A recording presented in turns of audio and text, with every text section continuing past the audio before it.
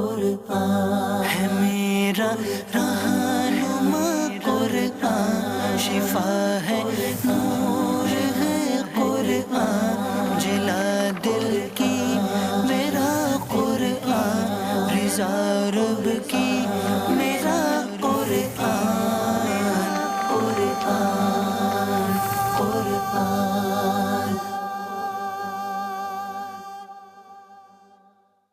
الحمدللہ رب العالمین والصلاة والسلام علی سید المرسلین، اما بعد فاعوذ باللہ من الشیطان الرجیم، بسم اللہ الرحمن الرحیم۔ الصلاة والسلام علیک یا رسول اللہ وعلی آلک واصحابک یا حبیب اللہ، الصلاة والسلام علیک یا نبی اللہ وعلی آلک واصحابک یا نور اللہ۔ میٹھے میٹھے اسلامی بھائیوں اور مدنی چینل کے ناظرین، مدنی چینل کا سلسلہ ایک قصہ ہے قرآن سے۔ قرآن ہے میرا رہنما قرآن، شفا ہے نور ہے قرآن، جلا دل کی میرا قرآن، رضا رب کی میرا قرآن، قرآن قرآن۔ اور اس سلسلے میں ہم ایک بہت ہی خوبصورت اور انوکھا واقعہ، جی ہاں عجیب و غریب واقعات قرآن پاک کے ہم سنتے ہیں۔ آج قرآن پاک سے ایک ایسا واقعہ سننا ہے کہ جس میں 12,000 لوگ بندر بن گئے۔ جی ہاں ہماری اسی دنیا میں ایسا واقعہ پیش آیا، اور یہ تفصیل قرآن مجید فرقان حمید میں موجود ہے۔ ایسا کب ہوا، کیوں ہوا اور کن کے ساتھ ہوا، آئیے سنتے ہیں۔ روایت ہے کہ حضرت داؤد علیہ السلام کی قوم کے 70,000 آدمی عقبہ کے پاس سمندر کے کنارے ایلا نامی گاؤں میں رہتے تھے، اور یہ لوگ بڑی فراخی اور خوشحالی کی زندگی گزار رہے تھے۔ بیسیکلی اس میں زیادہ لوگ جو تھے وہ مچھیرے تھے۔ اب اللہ تعالیٰ نے ان لوگوں کا اس طرح امتحان لیا کہ سنیچر کے دن مچھلی کا شکار ان لوگوں پر حرام فرما دیا، اور ہفتے کے باقی دنوں میں شکار جو ہے وہ حلال فرمایا۔ مگر اس طرح ان لوگوں کو آزمائش میں مبتلا فرمایا کہ سنیچر کے دن اور دنوں کے مقابلے میں مچھلیاں زیادہ آتی تھیں، دوسرے دنوں میں نہیں آتی تھیں۔ تو اب شیطان نے ان کو یہ ہیلا سجھایا کہ اس طرح کرو کہ چھوٹی چھوٹی نالیاں دریا سے نکال کر چھوٹے چھوٹے حوض بنا لو۔ اب جس کو آپ سمجھتے ہیں کہ اگر نالیوں کے ذریعے حوض میں پانی آ جائے پھر اس میں مچھلیاں بھی آ جائیں گی، پھر ان حوض کو، ان نالیوں کو بند کر دینا اور اتوار والے دن شکار کر لینا۔ ہفتے کو جو مچھلیاں ہیں وہ تمہارے چھوٹے چھوٹے جو تم نے پاٹس بنائے ہوں گے، حوض بنائے ہوں گی، اس کے اندر آ کر قید ہو جائیں گی۔ اب ذرا غور کریں تو بیسیکلی یہ بھی تو ایک شکار ہی ہے، مگر شیطان نے ہیلا سجھایا تھا، غلط ہیلا تھا، اور یہ اللہ کی نافرمانی والا کام تھا۔ بہرحال لوگوں نے یہی کیا کہ وہ شیطان کے بتائے ہوئے اس مشورے میں آ گئے۔ اب ان لوگوں میں، ان یہودیوں میں 3 گروہ بن گئے، 3 گروپس ہو گئے۔ کچھ لوگ ایسے تھے جو شکار کے اس شیطانی ہیلے سے منع کرتے رہے اور ناراض و بیزار ہو کر ان لوگوں سے الگ رہے، باز رہے۔ دوسرے نمبر پر وہ لوگ تھے جو دل سے برا جان کر خاموش رہے، مگر دوسرے کو منع نہ کرتے تھے، بلکہ منع کرنے والوں سے یہ کہتے تھے تم لوگ ایسی قوم کو نصیحت کیوں کرتے ہو کہ جنہیں اللہ تعالیٰ ہلاک کرنے والا یا سخت سزا دینے والا ہے۔ تیسرے قسم کے لوگ وہ تھے جو سرکش تھے، نافرمان تھے، جنہوں نے حکم خدا بندی کی اعلانیہ مخالفت کی۔ سنیچر کے دن شکار کرنا منع تھا، مگر پھر بھی ہیلے بہانوں سے انہوں نے گویا شکار کرنا شروع کر دیا۔ اب یہ 3 قسم کے گروہ اس قوم کے اندر بن گئے۔ اب جب نافرمانوں نے منع کرنے کے باوجود شکار کر لیا تو منع کرنے والی جماعت نے کیا کیا؟ انہوں نے کہا کہ ہم ان نافرمانوں سے اب کوئی میل ملاپ نہیں رکھیں گے۔ انہوں نے اللہ تعالیٰ کے حکم کی صریحاً بالکل علل اعلان نافرمانی کی ہے، اب ہم ان سے الگ رہیں گے۔ تو انہوں نے کیا کیا کہ گاؤں کو تقسیم کر کے درمیان میں دیوار بنا دی۔ فرما بردار لوگ یعنی اللہ کے حکم کو ماننے والے لوگ ایک طرف ہو گئے، نافرمانوں کو گویا دوسری طرف کر دیا گیا۔ اب دونوں طرف آمد و رفت کے لیے اس دیوار میں ایک دروازہ بھی بنا لیا۔ حضرت داؤد علیہ السلام کی قوم کے یہ لوگ تھے۔ جب آپ کو پتہ چلا کہ قوم کے ہزاروں لوگ ایسے بھی ہیں جنہوں نے اللہ عز و جل کے حکم کی نافرمانی کی اور سنیچر والے دن بھی شکار کیا ہے، آپ علیہ السلام نے غضبناک ہو کر شکار کرنے والوں پر لعنت فرما دی۔ اس کا اثر یہ ہوا کہ ایک دن ان خطا کاروں میں سے کوئی باہر نہ نکلا۔ اب برابر میں سے 12,000 کے قریب لوگ تھے، کوئی اس طرف نہ آیا۔ ادھر والے لوگ دیوار پر چڑھ کر انہیں دیکھنے لگے کہ ماجرا کیا ہے، آج کوئی بھی وہاں سے اس طرف نہیں آیا۔ میٹھے میٹھے اسلامی بھائیوں، جب انہوں نے انہیں دیوار پر چڑھ کر دیکھا تو پتہ چلا کہ وہ 12,000 کے قریب جو لوگ تھے وہ بندر بن چکے تھے، ان کے چہرے مسخ ہو چکے تھے۔ اب دروازہ کھولا گیا تو وہ مجرم جو تھے، جو بندر بن چکے تھے، وہ داخل ہوئے۔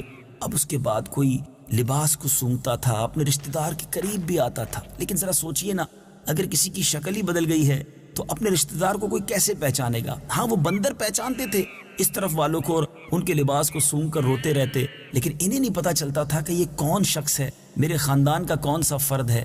بہرحال میٹھے اسلامی بھائیوں، یہ 3 دن تک زندہ رہے، لیکن ان 3 دنوں میں کچھ کھا پی نہ سکے، یوں ہی بھوکے پیاسے سارے ہلاک ہو گئے۔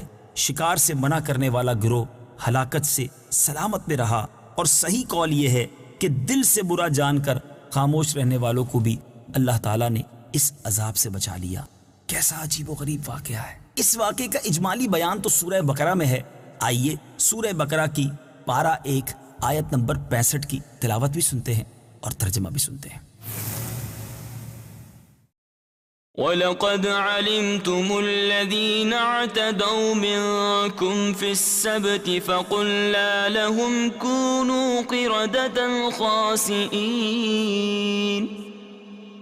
ترجمہ: اور یقیناً تمہیں معلوم ہیں وہ لوگ جنہوں نے تم میں سے ہفتے کے دن میں سرکشی کی، تو ہم نے ان سے کہا کہ دھتکارے ہوئے بندر بن جاؤ۔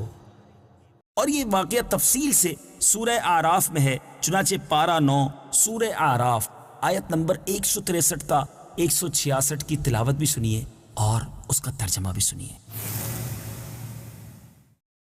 وَاسْأَلْهُمْ عَنِ الْقَرْيَةِ الَّتِي كَانَتْ حَاضِرَةَ الْبَحْرِ إِذْ يَعْدُونَ فِي السَّبْتِ إِذْ تَأْتِيهِمْ حِيتَانُهُمْ يَوْمَ سَبْتِهِمْ شُرَّعًا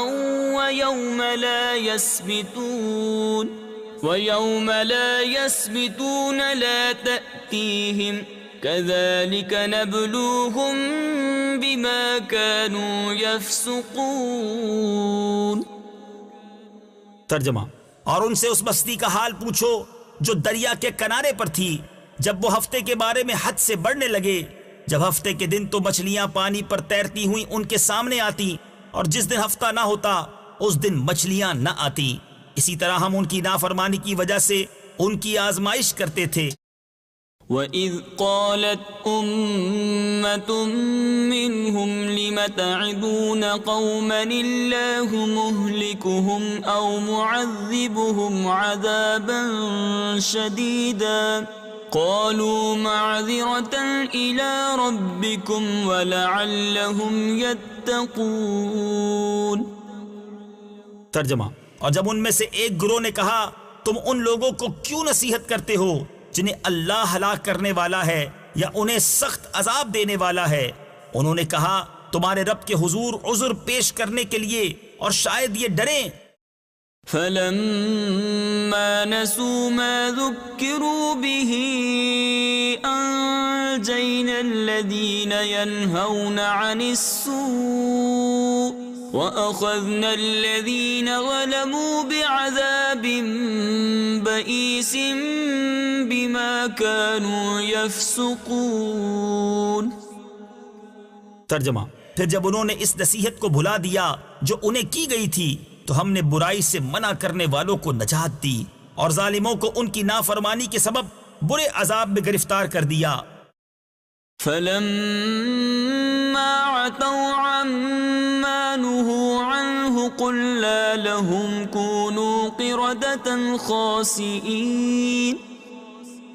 ترجمہ: پھر جب انہوں نے ممانعت کے حکم سے سرکشی کی، ہم نے ان سے فرمایا دھتکارے ہوئے بندر بن جاؤ۔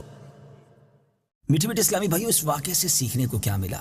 پہلے تو یہ سمجھ آتا ہے کہ وہ لوگ جو اللہ کے نبی کی نافرمانی کرتے ہیں، اور اگر نبی علیہ الصلوۃ والسلام ان سے ناراض ہو جائیں تو اللہ کا غضب کیسا نازل ہوتا ہے، انسان بندر تک بن سکتا ہے۔ اب یہاں اس قوم کے اس دل دہلانے والے واقعے میں 2-3 باتیں بڑی سمجھنے والی ہیں۔ ایک تو اللہ کے نبی کی نافرمانی، دوسرا شیطان کے ہیلے بہانوں میں آ جانا۔ لوگ کہتے ہیں جناب سب چلتا ہے، اب جیسے آج کے دور میں سود کا نام انٹرسٹ رکھ دیا گیا، پروفٹ رکھ دیا گیا، ہیلا بنا کر بہانہ بنا کر کسی چیز کو جائز کر دینا۔ جب تک علماء حق، ہمیں علماء اہل سنت ہماری رہنمائی نہ کریں، اپنے طور پہ ڈیسیشنز نہ لیا کریں کہ یہ بھی ٹھیک ہے تو وہ بھی ٹھیک ہے، نہیں، شیطان تو چاہتا یہی ہے کہ ہم شریعت کی راہ سے ہٹ کر گناہوں بھرے راستے پر آ جائیں۔ اور پھر دوسری بات، پیچھے اسلامی بھائیوں، ہمیں یہ سمجھ آ رہی ہے کہ جب بھی روزی کمائی جائے بالخصوص اس میں فقط رزق حلال ہی کی طرف جانا چاہیے. اللہ کی نافرمانی کر کے رزق جو کماتے ہیں وہ برباد ہوتے ہیں. اللہ مجھے اور آپ کو اپنے اور اپنے حبیب علیہ الصلوۃ والسلام کا فرما بردار بھی بنائے، فقط رزق حلال کمانے والا بنائے، رزق حرام سے ہم سب کو محفوظ فرمائے اور ہم سب کے رزق حلال میں خوب برکت عطا فرمائے. قرآن پاک کے نور سے ہم سب کے دلوں کو منور فرمائے. ایک قصہ ہے قرآن سے، سلسلہ اسی نیت کے ساتھ لے کر حاضر ہوتے ہیں تاکہ ہمیں معلوم ہو کہ قرآن پاک میں کیسے عجیب و غریب واقعات ہیں اور اس میں ہمارے لیے کیسے کیسے درس پوشیدہ ہیں. اللہ تبارک و تعالیٰ سے ہم سب دعا کرتے ہیں ہم سب کو روزانہ تلاوت قرآن مجید کی توفیق عطا فرمائے. صلو علی الحبیب صلی اللہ تعالی علی محمد صلی اللہ علیہ وسلم. قرآن ہے میرا رہنما، قرآن شفا ہے، نور ہے قرآن، جلا دل کی میرا قرآن، رضا رب کی